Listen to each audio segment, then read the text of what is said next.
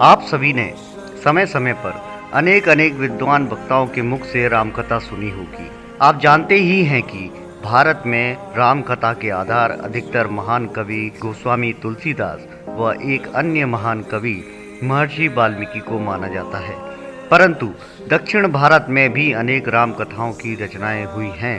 इसके अलावा आश्चर्यजनक बात यह है कि भारत में अलग अलग जातियों की भी रामायणें हैं, जिनको हम भारत की जनजातियां कहते हैं। इसके अलावा एक विद्वान कवि महर्षि कालिदास ने भी भगवान राम के जीवन पर संस्कृत में रघुवंशम नामक रचना लिखी है।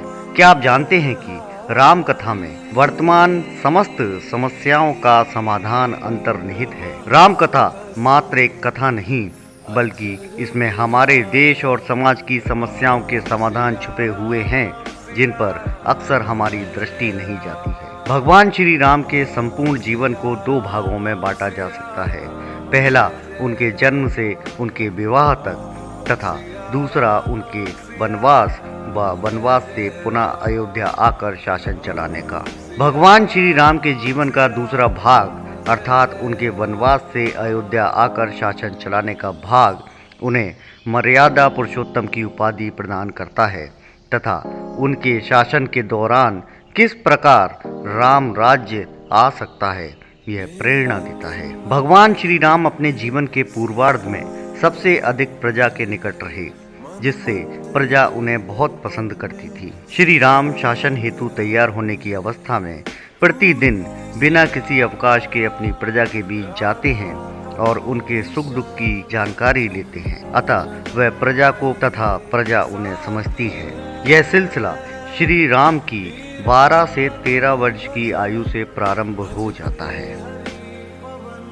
लगभग 14 वर्ष की आयु में उनके राज्य के एक बड़े गुरु विश्वामित्र जी उनके पिता दशरथ से राम को वन में यज्ञ करने में बाधक तत्वों से छुटकारा दिलाने हेतु मांगते हैं। यहाँ यह समझना आवश्यक है कि दशरथ के गुरु वशिष्ठ जी थे, जिनका दरबार में बहुत सम्मान था, परंतु गुरु विश्वामित्र जी का समाज में बहुत अधिक सम्मान था। अतः दशरथ अपने गुरु वशिष्ठ जी से इस विषय पर चर्चा करने हेतु जाते हैं तथा गुरु वशिष्ठ राम को वन भेजने में खतरा होने की बात कहते हैं, जिसे जानने के बाद राम वन जाने को धर्म युद्ध की बात कहकर वन में जाने की बात कहते हैं। राम वन जाकर यज्ञ में बाधक तत्वों को समाप्त करने पर अडिग थे, अतः गुरु वशिष्ठ व पिता दशरथ उन्हें वन में अपनी सेना, अस्त्र शस्त्र इत्यादि ले जाने को कहते हैं। परंतु राम उन्हें यह कहकर यह सब ले जाने से मना कर देते हैं कि वे वन में अकेले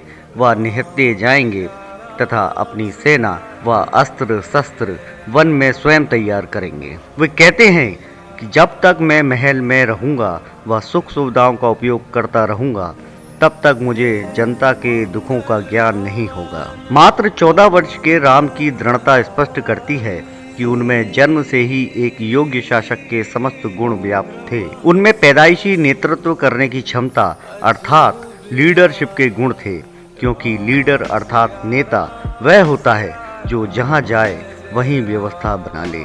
वन प्रस्थान में जाकर राम जनसेना का निर्माण करते हैं। सामान्य सेना या राज्य की सेना के सिपाही वेतन भोगी होते हैं, जिन्हें जब तक वेतन मिलता रहता है उनके मन में देशभक्ति की भावना प्रज्वलित होती रहती है, जबकि जनसेना के सैनिक अपने सम्मान अस्तित्व के लिए लड़ते हैं। वन पहुंचकर राम वहां की लगभग 4556 जनजातियों के लोगों तक अपनी पहुंच बनाते हैं व इन्हीं जनजातीय लोगों से अपनी जनसेना का निर्माण करते हैं। यह जनजातीय लोग ही वन के असामाजिक तत्वों से सबसे अधिक परेशान थे।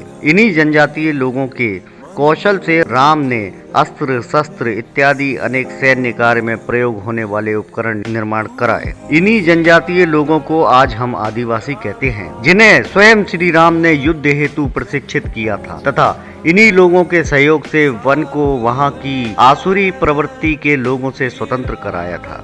इसके बाद भी राम ने वहां शासन न करते हुए उन्हीं जनजातीय लोगों को वन से प्रस्थान करते समय वहां का शासक नियुक्त किया। 5,13,000 साल पूर्व राम ने न्याय और अन्याय की सुंदर व्यवस्था दी थी। राम जी ने कहा कि जब कोई अपने स्वार्थ को छोड़कर परमार्थ के लिए लड़ता है, दूसरों की इज्जत व सम्मान बढ़ाने के लिए व रोजी रोटी बचाने के लिए लड़ता है, वही सबसे बड़ा न्यायी है। तथा जो स्वयं के स्वार्थ के लिए दूसरों की परवाह नहीं करता है, उससे बड़ा अन्यायी कोई नहीं है।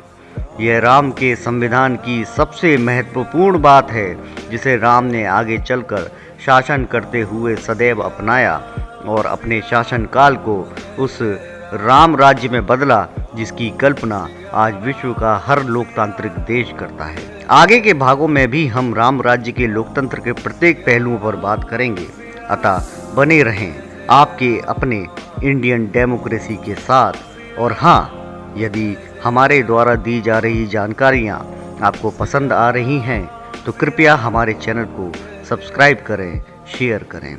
धन्यवाद।